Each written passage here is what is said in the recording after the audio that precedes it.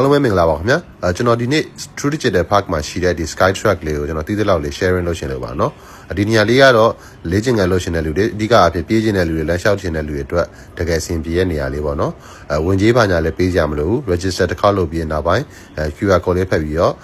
free ဝင်ရုံပဲပေါ့เนาะသူကလမ်းနဲ့လမ်းခွဲပေးထားတယ် faster lane နဲ့ slower lane ဆိုပြီးရှိမယ်ဒီဘက်အပြရောင် lane ကတော့ဒါ faster lane faster lane ဆိုတဲ့အတိုင်းပဲပြေးခြင်းတဲ့လူတွေpace တင်ခြင်းတဲ့လူတွေအတွက်ကတော့ဒီဘက်ကအပြဘက်ကပြေးရမှာပေါ့เนาะဒီကောင်ကတစ်လက်တစ်ပတ်ကို400မီတာရှိတယ်ပြီးတော့ Skytrack ဆိုတဲ့နာမည်အတိုင်းပဲသူကအပေါ်တက်မှာရှိတဲ့အတွက်လေးလေးတစ်ဖြူဖြူနဲ့ပြေးလို့တော်တော်ကောင်းပါတယ်ဒီဘက်အစိမ်းကတော့ဒါလမ်းလျှောက်တဲ့ဘက်ပေါ့နော်ဒါ slower lane ဒါလမ်းလျှောက်မယ်ဒါအမောပါညာဖြေမယ်ဆိုလို့ရှိရင်ဒီဘက်ချမ်းကနေလျှောက်အောင်ပါပေါ့နော်ပြီးတော့ကျွန်တော်အရှိမပြောသလိုပဲဒီကိုဝင်ဖို့အတွက် register လုပ်ရလဲအရန်လွယ်တယ်အပေါက်ဝမှာသူကလည်း instruction ဘာညာလုပ်ပုံလုပ်နေအကုန်ဒေချာလေးရှင်းပြပေးထားတယ် register လုပ်တစ်ခါလုပ်ပြီးရင်နောက်ပိုင်းကို QR နဲ့ဖြစ်ဖြစ်ဖုန်းနံပါတ်နဲ့ဖြစ်ဖြစ်ပြန်ဝင်လို့ရရပါတော့ဒီကောင်နောက်တစ်ခုကြိုက်တာကြတော့သူက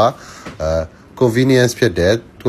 ဆိုတာတော့သူကလို့အောက်မှာလည်းကားပါကင်ကျေးရှိတယ် BDS နဲ့ပဲလာဘတ်စကားနဲ့ပဲလာအကုန်စင်ပြေရပြီးတော့သူကကြတော့ digital park ဆိုတဲ့အတိုင်းပဲဒီကောင်လုံခြုံရေးပိုင်းနဲ့အရန်ကောင်းတယ်ပေါ့နော်လမ်းတော့လျှောက်လဲ CCTV camera တွေထားပေးထားတယ် Skytrack ကိုနောက်တစ်ခုကြည့်ရတဲ့ချက်ကတော့အိမ်သာပေါ့နော်အိမ်သာတော်တော်တန့်တယ် public area ကအိမ်သာဆိုပြီးညစ်ပတ်နေရင်မဟုတ်ဘူးအတန်ရှင်းလည်းတော်တော်ဒဏ္ဍာနေလုပ်ပေးထားရပါတော့ဒီမှာတွေ့ရတဲ့အတိုင်းပဲဘောလုံးတန့်နေရောပဲပြီးတော့ဒါကြတော့ shower room ပေါ့နော်ဟိုဘာကိုလေးစင်ကလုပ်ပြီးရင်ရေချိုးခြင်းနဲ့ဆိုလို့ရှိရင်လည်းအဆင်ပြေရခင်ဗျအကုန်လုံးစံအတင်းလုပ်ပြီးတာပါเนาะတော်တော် convenience ဖြစ်တဲ့နေရာပါခင်ဗျ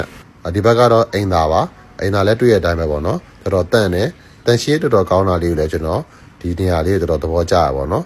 ဒီမှာ tissue ပါညာအကုန်ပြည့်စုံထားပြီးတာပါတယ်ခင်ဗျဟာမျက်နှာတက်လက်ဆေးဖို့အတွက်ဒီမှာ basing ပြီးတော့ဒါကြတော့ကိုအိတ်ထားဖို့ပဲဖြစ်ဖြစ်ဒီမှာဒါ rest လောက်တာပဲဖြစ်ဖြစ်ကိုပေါ့သွေးပူလေးညင်ကန်လောက်တာပဲဖြစ်ဖြစ်ဒီနေရာမှာလုပ်လို့ရတယ်နေရာလည်းတော်တော်ကျယ်တယ်ပေါ့နော်လာတဲ့လူတွေလည်းအများကြီးပဲအဲ့တော့နောက်တစ်ခုကကြတော့ဒီမှာ vending machine နှစ်ခုလည်းထားပေးရပါတော့ဒီဘက်ကတော့ fit box တော့ fit box ဆိုတဲ့အတိုင်းသူမှာတော့ဒီကအဖြစ်သူကတော့ protein shakes တွေဒါမှမဟုတ်လည်းအဲ့လို energy drinks တွေပေါ့ဒီဘက်ကတော့ပုံများမယ်ဒီဘက်ကအဲ့ကြရောင်းတဲ့ vending machine ပေါ့နော်ဈေးလေးလည်းမစိုးဘူးအဲ့လိုစင်ပြေရပေါ့နော် fair ဖြစ်တယ်ဒီဘက်ချမ်းကားကတော့soda နဲ့ရေပေါ့နော်အဓိကထားပြီးတော့ရောင်းတာကတော့ဒီဘက်ချမ်းကနေဝယ်လို့ရတဲ့ဟာတွေကတော့ဒီမှာကျွန်တော်မပြပေးမယ်ဟောတော့ကို touch လေးနဲ့ဟိုကြိုက်တာရွေးပြီးတော့ဝယ်ရုံပဲပေါ့နော်ကို QR scan လေးဖတ်ပြီးတော့ဝယ်လို့ရပါတယ်ခင်ဗျာကျွန်တော်တို့လိုပစ္စည်းကိုအပြင်မှာမထားခြင်းတဲ့လူတွေအတွက်လည်းဒီမှာ locker လေးလည်းစီစဉ်ပေးထားပါတယ်ခင်ဗျာကျွန်တော်အဓိကလေ့ကျင့်ခန်းတော်လုံးနေရတော့2နေရာရှိရပါတော့တနေရာကျွန်တော်ရက်ကွက်ထဲကပန်းချံရယ်နောက်တစ်နေရာကတော့ဒီ True Digital Park ကဒီ Skywalk ရယ်ပေါ့နော်Skywalk ရဲ့အဓိကအားသာချက်တွေကကျွန်တော်ရှေ့မှာပြောတဲ့အတိုင်းပဲပထမဆုံးတစ်ချက်ကသွားလာရတာရမ်းဆင်ပြေရယ်နောက်တစ်ခုကျွန်တော်ကြိုက်တာကြတော့ diverse ဖြစ်တယ်ပေါ့နော်ကျွန်တော်ရက်ကွက်ထဲမှာရှိတဲ့ပန်းညံကြတော့ထိုင်းလူမျိုး local တွေရမ်းများတယ်ဒါပေမဲ့ True Digital Park မှာကြတော့